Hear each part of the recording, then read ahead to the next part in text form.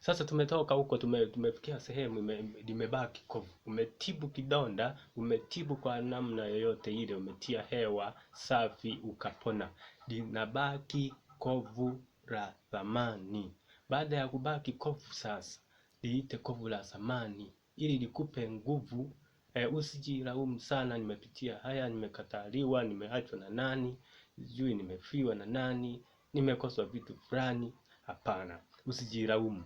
Ukumbuke kwamba sawa, nilipata kidonda, kimepona, limebaki kovu. Hili ni kovu la thamani.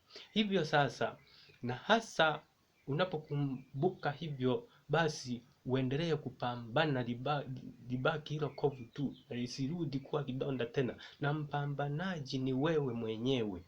Lakini dawa na ya kutibu vidonda ili libaki kovu, rasilimali kuu mbili zitakusaidia ambazo unazo, ambayo ni roho na uhai wako.